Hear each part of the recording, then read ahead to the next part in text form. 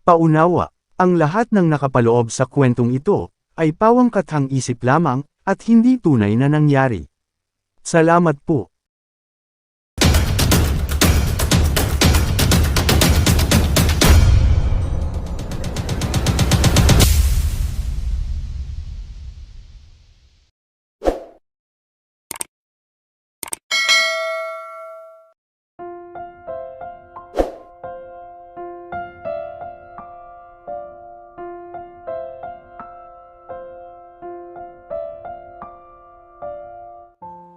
Anak, gumising ka na. Baka malit ka na sa school.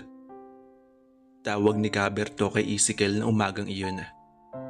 Mumukat-mukat pa si Ezekiel na bumangon ito sa higaan. Inayos niya muna ang higaan pagkatapos ay lumuhod na nakatuon ng mga siko sa higaan na gawa sa kawayan. Pumikit si Ezekiel at nanalangin. Papa Jesus, salamat po sa umaga na ibinigay mo ulit sa amin ni tatay. Papa Jesus, salamat po dahil hindi niyo po kami pinabayaan. Salamat po din dahil makikita ko na po si nanay dahil malaki na po yung ipon ko. Papa Jesus, salamat po sa paggabay sa pamilya namin. Huwag niyo pong pabayaan sina tatay at nanay ha. Tsaka po, huwag niyo pong pabayaan si tatay sa pagbabantay po sa akin. At tsaka po si nanay na nasa malayo po. Mahal ka po namin Papa Jesus. Salamat po. Amen. Pagkatapos ay tumayo si Ezekiel at tinungo ang maliit na lameseta na katabi ng higaan niya at kinuha ang litrato ng ina. Nakangiting hinalikan niya ito. Pagkatapos ay bumaba na para tumungo sa kusina. Agad siyang kumain at mabilis na naligo. At pagkatapos magbihis ay nagpaalam na siya sa ama. Oh, ito ang baan mo ha. Uubusin mo yan. At yung billing ko sa'yo, huwag pasaway kay teacher. Huwag kang makipag-away ha. Sabi ni Caberto habang inilalagay ang baong pagkain sa bag ng anak. Opo tatay, tatandaan ko po yun lahat. Sabi ni Ezekiel sa ama. Sabay abot sa kamay nito para magmano. Agad na tinuko ni Ezekiel ang daan papunta sa school niya. Sa munting baryo ng San Nicolas, nakatira ang pamilya ni Ezekiel. Sa may sitio hulo sila, kaya may kalayuan ang bahay nila papuntang paaralan ni Ezekiel. Araw-araw ay binabagtas ni Ezekiel ang daan. Nang 20 minutos, makarating lang ang pinapasokang school. Pero bago marating iyon, ay madadaanan niya ang tambakan ng basura. Maraming batang katulad niya ang hindi nakakapag-aral at natutong mamulot ng basura para makatulong lang sa gastusin ng pamilya. Kaya masasabing napakaswerte pa ni Ezekiel dahil hindi niya iyon naranasan. 2 taon na ang lumipas nang umalis ang ina ni Ezekiel para mga ibang bansa upang tulungan ang asawa nitong si Berto sa gastusin ng pamilya. Napagdesisyon na nila mag-asawa ang pag-alis na iyon ni Aling Marta kahit mahirap mawalay sa mga ito, lalo na kay Ezekiel. At pamula nga noon ay sa sulat lang nila nakakausap si Marta. Sa maliit na pinapadala nito ay kahit papaano ay nakaipon si Berto para sa pag-aaral ni Ezekiel. Nasa 3 baitang na si Ezekiel ngayon at may mga kailangan itong dapat paghandaan ng mag-asawa. Kaya ganun na lang ang pag-iipon nila dahil ang 1 sentimo ay napakahalaga sa mga ito. Naglaba muna si Berto ng uniform ni Ezekiel bago siya pumunta sa kuprasan. Napapansin niyang napapadalas ata ang pagkakaroon ng maraming dumi sa uniform ng anak. Hindi iyon pangkaraniwan sa isang estudyante na pumapasok lang. At naisipan niyang tanungin ang teacher ni Ezekiel bukas. Hindi kasi siya mapakali sa kung anong ginagawa ng anak sa school nito. Kinahaponan, dumating si Ezekiel sa bahay nila Wala pa ang kanyang itaya. Hinubad niya ang maruming uniform at inilagay iyon sa tubalan. Kinakabahan niyang tiningnan ang maruming hinubad. Napapadalas na kasi ang pag-uwi niya ng ganun ang damit. Sorry po, itay. Promise po, last na po ito. Bulong ni Ezekiel sa sarili habang nakatingin pa rin sa damit na hinubad. Dali-dali siyang pumunta sa itaas ng bahay. Kinuha niya ang may kalakihang grapon at inilagay ang bugkos na pera. At pagkasara noon ay maingat niya ibinalik ulit ang garapon sa damitan niya. Kinagabihan, habang kumakain sila Ezekiel at Berto, ay tahimik lang si Ezekiel at hindi makatingin sa ama. Alam ni Ezekiel na napapansin na ng ama ang madalas na pagdudumi ng uniform niya. At hindi nga siya nagkamali dahil ilang sandali habang kumakain sila ay nagtanong ang ama. Anak, kumusta ang pag-aaral mo? Kumusta ka sa school? Mahinang tanong ng ama. Napataas ang tingin ni Ezekiel sa ama at kinakabahang sumagot siya. Okay naman po tayo. Matataas po ang grades ko po. At saka po yung nakuha ko sa exams. Nabubulol na sagot ni Ezekiel sa ama. Tumango-tango si Berto. Uminom ito ng tubig bago hinarap ulit ang kinakabahang anak. Ezekiel, magsabi ka nga na totoo sa akin. Ano bang ginagawa mo sa school ninyo? May hindi ba ako alam na pinapagawa sa teacher mo? Bakit lagi ba dumi ang uniform mo? Hindi lang madumi, Ezekiel. Sobrang dumi. Magsabi ka nga ng totoo sa akin, Ezekiel. Alam mo namang ayaw ko yung nagsisinungaling, di ba? Medyo tumaas na ang boss ni Berto na lalong ikinalito at ikinabahala ni Ezekiel para sa sarili. Kailangan hindi malaman ni tatay ang ginawa ko. Baka hindi matuloy yung plano ko. Matagal ko pa naman pinaghirapan yun.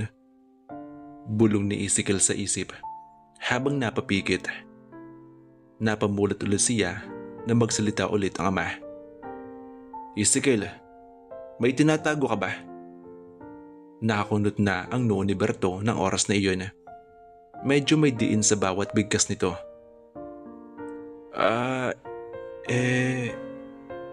Ano po Pautal-utal na sabi ni Ezekiel at hindi makatingin ng diretso sa ama. Nag-isip siya ng pwedeng idahilan. Ano? Nag-aantay na tanong ni Berto na napalakas na ang tinig. Ano po, itay? Kapag kasi nadaan po ako sa ilat, nadudulas po ako.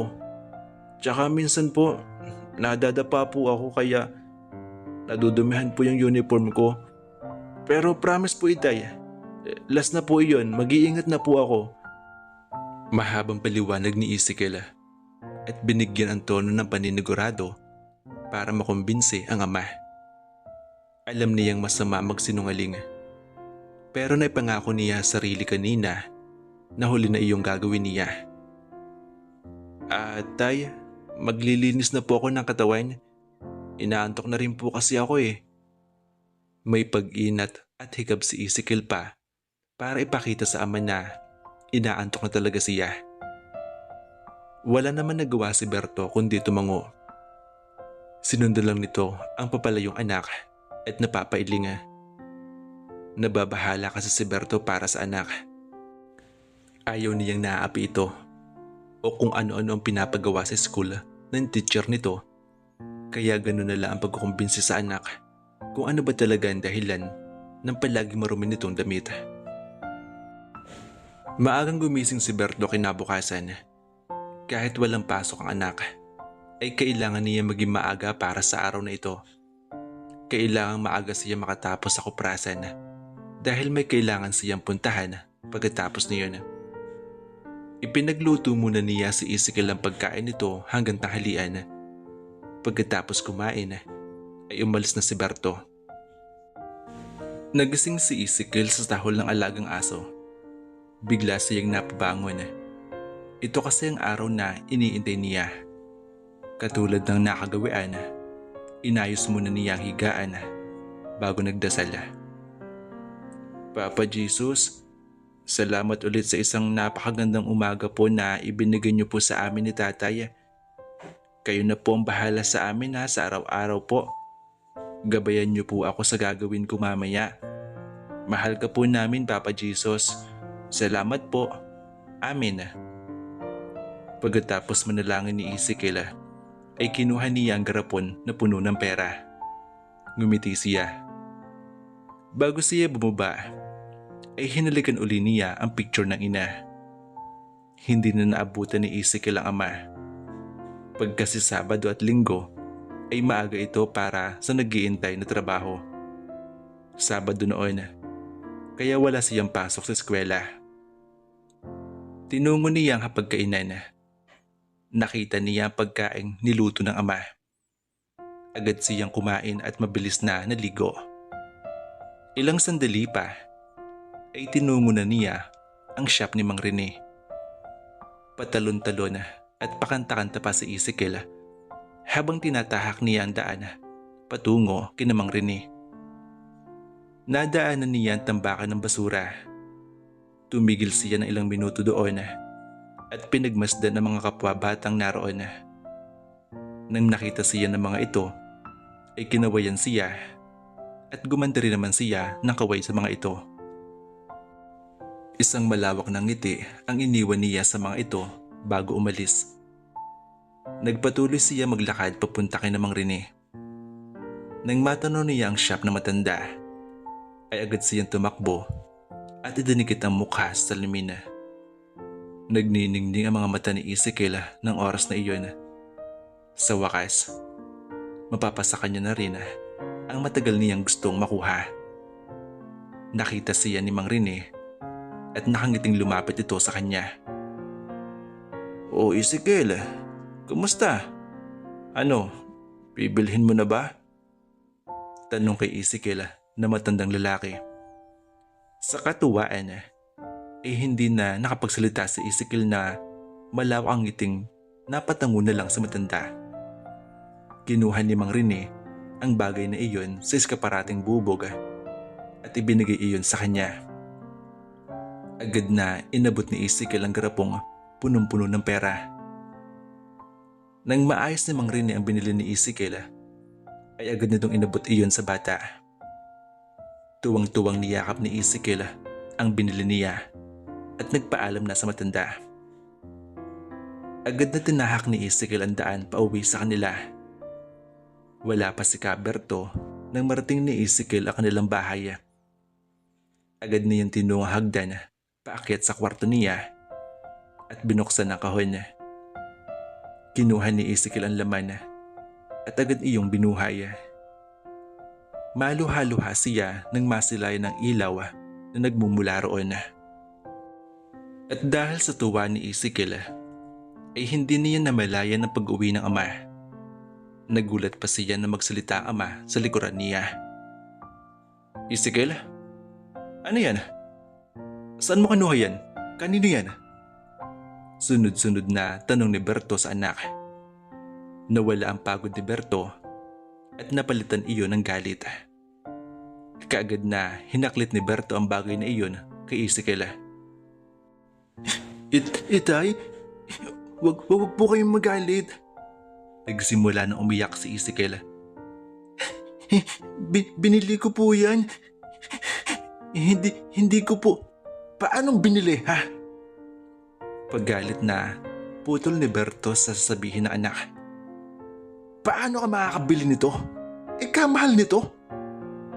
Napahampas pa sa dingding si Berto at napahilamos sa mukha. "Saan mo to kinuha, ha?" Dahil sa galit, ay hinila ni Berto si Ezekiel sa braso pababa sa hagdan. Hila-hila niya ang bata palabas ng bahay habang si Ezekiel ay umiiyak pa rin na hindi na nagawang magsuot ng tsinelas. "Bata ka? Yan bang itinuro ko sa'yo, ha? Ang magnakaw? Halika!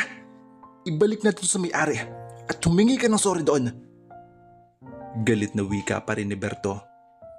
Hila pa rin niya ang anak na halos patakbo na ang lakad para sabayan ang malalaking hakbang niya.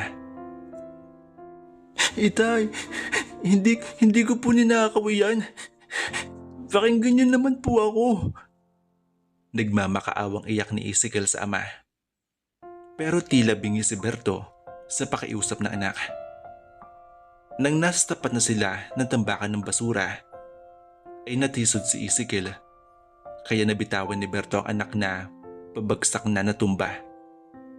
Nilingon niya ang anak. Iyak pa rin ito ng iyak. Gusto niya itong tulungan dahil kahit siya ay naawa siya para sa anak. Sa buong buhay niya, ngayon lang niya nagawa iyon sa anak. Pero nang ibabaw ang galit niya, sarado ang utak niya ngayon dahil sa ginawa ng anak. Tila nawala ang lahat ng pagod at sakripisyo nilang mag-asawa kung makikita at malalaman niyang ganito ang ginagawa ni Ezekiel. Maisip niyang saan ba siya nagkulang sa pag-aalaga at pagdisiplina sa anak. Ni minsan kasi, hindi niya ito nalapatan ng kamay o nasigawan man lang. Pero kahit ganun, ay alam niyang hindi iyon sukatan para sundin at igalang siya ni Ezekiel. Ngunit sa ginawa nito ngayon, ay napagtantong mali pala ang ginawa niya sa pagdisiplina dito. Kahit masakit makitang umiiyak ang anak sa harapan niya, ay hinayaan niya itong masaktan para magtanda at malaman nitong mali ang ginawa nito. Hindi na niya pinansin ang anak. Gusto niya magtanda ito. Bit-bit ang bagay na kinuha niya kay Ezekiel ay iniwan niya ang anak na nakadapa pa ring umiiyak at tinungo ang daan patungo sa talipapa. Nakasalubong ni Berto si Karen. O Berto, bakit parang nagmamadali ka ata? Saan ba ang tungo mo niyan? Tanong ng matanda kay Berto. Humihingal na tumigil si Berto. Buti ho nakasalubon ko kayo. Sa inyo ba ho ito? Tanong ni Berto kay Karen. Sabay pakita niya sa bagay na hawak niya. Abay, kay Ezekiel yan ah. Bakit? Ano nangyari? Sira ba? Nagtatakang tanong ni Karen kay Berto. Kumunot naman ang noo ni Berto sa sinabing iyon na matanda. Ho? Paano hong kay Ezekiel? Wala naman hong pera yun para makabili nito. Nagugulahan pa rin tanong ni Berto. Hindi ba nasabi sa iyo ng batang iyon? Ang anak mo talaga. Naiiling na tanong na matanda sa kanya. May kinuha itong garapon sa bitbit nitong bayong na may lamang pera. Ito nga oh, idadaan ko sa inyo sana. Labis yung perang ibinayad sa akin. Nagmamadali kanina kaya yun hindi ko na nahabol. Iniabot nito ang garapon na may lamang pera. Hindi alam ni Berto kung anong i-react sa matanda. Paano nagkaroon ng pera sa Ezekiel ng ganong kalaki? Hindi naman niya ito binibigyan ng pera. At tanging pagkain lang ang ibinabaon nito sa school. Kaya paano ito magkakaroon ng ganong halaga? Biglang tumigil sa kanyang pag-iisip. Hindi kaya isang bagay lang tumatakbo sa isipan ni Berto ng oras na iyon. Napatingin siya sa matanda. Natigilan siya nang ngumiti ito sa kanya. Alam ko na. Baka kung anong iniisip mo kay Ezekiel ha? Na kung paano na nakuha ang perang pinambili nito. Sabay abot ni Karen kay Berto na hawak na kahon. Hindi ba nasabi sa iyo ni Ezekiel na nangangalakal siya pagkatapos ng klase niya? Birthday mo daw ngayon. Kaya matagalan na niyang pinag-ipunan niya na. Ang batang talagang yun. Naisip siguro niya na magagalit ka. Kaya hayun, naglihim sa'yo. Natatawang sabi ni Karine kay Berto. Nangangalakal po. Paano pong... Natigilan si Berto sa sasabihin niya nang maalala ang mga uniform ni Ezekiel na marumi kapag umuwi ito sa bahay. Dahan-dahan niyang itinaas ang kahon na hawak at tiningnan. Nagsasabi nga ng totoo si Ezekiel. Hindi nito iyon kinuha o ninakaw. Binili ng anak niya ang bagay na iyon. Gustong manliit ni Berto ng oras na iyon. Nasaktan niya ang anak dahil sa maling paratang niya, dahil sa maling pag-iisip niya. Agad na nagpaalam si Berto kay Karine. Bit-bit pa uwi ang kahon at ang garapon na may lamang pera. Nang marating niya ang tambakan ng basura, ay wala na roon ang anak. Lakad takbo ang ginawa niya hanggang marating ni Berto ang bahay nila. Pagkapasok niya sa loob ng bahay, ay naabutan niya ang anak na tulog sa mahabang upuan na kahoy na malapit sa lamesa. Nakahain na roon ang dala niyang pansit at tinapay na pagsasaluhan sana nila kanina ng anak. At sa gitna ng maliit na lamesa ay may isang maliit na papel ang nakalagay roon at may nakasulat. Sulat iyon ni Ezekiel. Binasa niya iyon. Itay, happy birthday po. Mahal na mahal po kita. Sorry po. Doon bumuhos ang luha ni Berto sa mensahe ng anak. Nilapitan niya ang natutulog na si Ezekiel at hinaplos ang buhok. Anak, sorry. Patawarin mo sa tatay ha. Hindi kita pinakinggan. Sorry anak. Mahal na mahal ka ng tatay. Umiiyak na wika ni Berto at mahigpit na niyakap ang anak. Nagising naman si Ezekiel at pabalikwas itong bumangon. May takot pa rin sa mga mata nito nang makita ang ama. Itay, sorry po. Hindi ko na po ulitin. Paatras na wika ni Ezekiel sa ama. Kumirot ang puso ni Berto sa reaksyon ng anak na makita siya. Takot na takot ito sa presensya niya. Tila pinipiga ang pagkatao ni Berto ng oras na iyon. Iyon pa man din ang ayaw niyang maranasan ng anak sa piling niya. Kaya kinabig niya si Ezekiel at niyakap ng mahigpit. Anak, wala kang kasalanan. Hindi mo kasalanan yun. Ako dapat ang humingi ng sorry sa'yo dahil hindi kita pinakinggan. Ngayon alam ko na ang totoo. Kaya hindi na ako galit. Hindi na ako galit, anak. Kumalas si Berto sa pagkakayakap sa anak. Kinuha nito ang kahon na dala at inabot iyon sa anak. Alam kong pinaghirapan mo iyan. Pero hindi mo dapat ginawa iyan para lang mapasaya ako. Anak, yung makita kitang okay at masaya, masayang masaya na ako dun. Hindi mo kailangang magtrabaho, anak. Ang gusto namin ng inay mo ay mag-aral ka lang. At yun lang ang gusto namin. Iyon lang gusto namin gawin mo, anak. Masaya na kami dun. Itay, sorry po. Yumakap sa kanya si Ezekiel at ginantihan niya ito ng yakap. Yakap na wala nang masasarap pa sa yakap na anak. Nang bumitaw si Ezekiel sa pagkakayakap sa kanya, ay kinuha nito ang kahon at binuksan iyon. Inilabas nito ang bagay na iyon sa kahon at inabot sa kanya. Itay, miss na miss ko na po si nanay at alam ko pong miss na miss niyo na rin po siya. Itay, happy birthday po. Makikita na po natin si nanay. Muling bumuhos ang luha ni Berto at muling niyakap si Ezekiel. Wala nang sasaya pa sa isang magulang ang makitang maayos ang kanilang anak. Kahit salat sila sa buhay, ay itatagoy nilang mag-asawa ang pamilyang binuo nila na magkasama. Niyayanan ni Berto ang anak sa nag-iintay na pagkain sa lamesa. Pinagsaluhan nila ang dalang pansit at tinapay na kahit malamig na ay hindi nababawasan niyon ang ilit na pagmamahal niya sa anak.